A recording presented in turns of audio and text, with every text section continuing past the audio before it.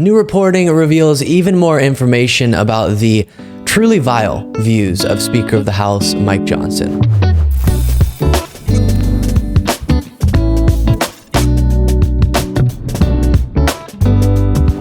Well, this next story is honestly pretty disgusting. We've already talked a good bit about the past statements and writings of new Speaker of the House Mike Johnson, but CNN has uncovered something as bad as it gets. Before diving into that reporting, just as a reminder, Speaker of the House Mike Johnson was a relatively unknown member of the Republican leadership before he became Speaker.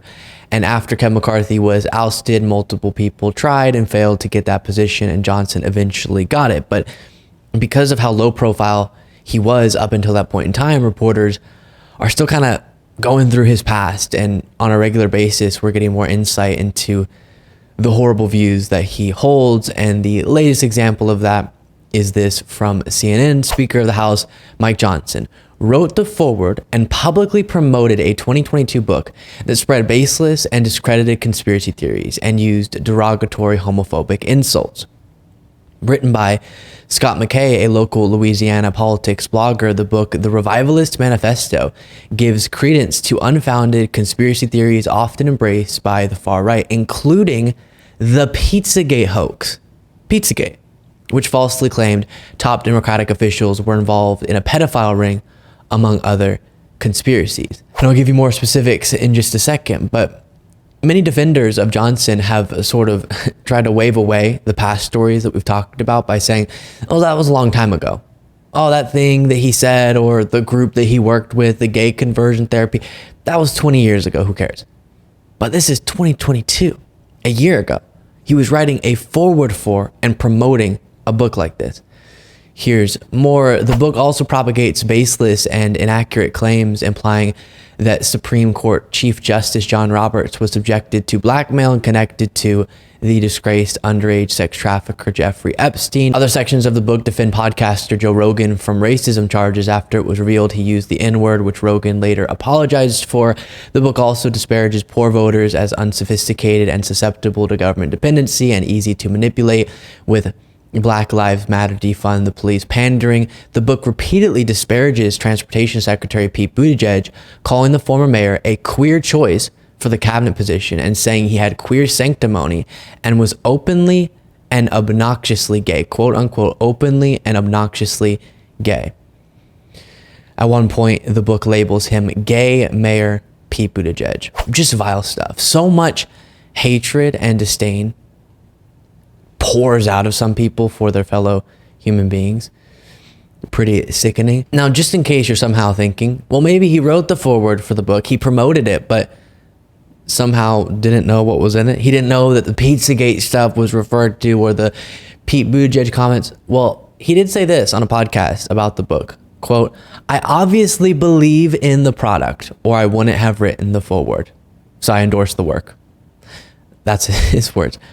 So it looks like he is endorsing the Pizzagate conspiracy theory, at least parts of it or whatever, the homophobic stuff, etc. And on the homophobia, that's something we've been well aware of when it comes to Mike Johnson before today. You might remember this reporting. And I think we should note, too, that Exodus actually shut down in 2013. Their founder issued a long apology apologizing for the hurt and pain that this sort of thing has caused. And we actually spoke to a former executive when we were working on this story, and he said that this sort of thing was very damaging for gay teens. So what else did you find on Johnson's record on gay rights? So homosexuality was it was a topic he talked about a lot. When that Lawrence v. Texas ruling came down in 2003, which threw out state sodomy laws, Johnson actually wrote to say that he thought those laws should have stayed in place. He called homosexuality, we reported last week, inherently unnatural. He called it a dangerous lifestyle. He was very against same-sex marriage, and he actually said it was going to bring down democracy. And then he said people would be marrying their pets, like goldfish, cats, things like that. And he even shared this sort of odd pseudoscientific or historical theory that the Roman Empire fell because of homosexuality. And we have a clip of that as well. Many historians, those who are objective, would look back and recognize and give some credit to the fall of Rome to not only the deprivation of the society and the loss of morals, but also to the rampant, homosexual behavior that was condoned by the society. So we did reach out to Johnson's office. We asked about those clips. We asked, does he still believe this stuff? Does he believe in conversion therapy? We didn't get a response from them. And yes, in that clip, you heard him correctly. The gays took down Rome. I've never met a gay person who obsesses over gay people as much as hardcore anti-gay people obsess over gay people. It's pretty sad. Attributing that much power to being gay. You're going to take down an empire. Mike, you got some problems. I'm just telling you. I am being a little bit silly, but this is very serious. It's heartbreaking to know that so many Americans have to be aware of the fact that one of the most powerful people in their country feels this way about them and clearly spends way too much time thinking about that hatred and about other people's lives.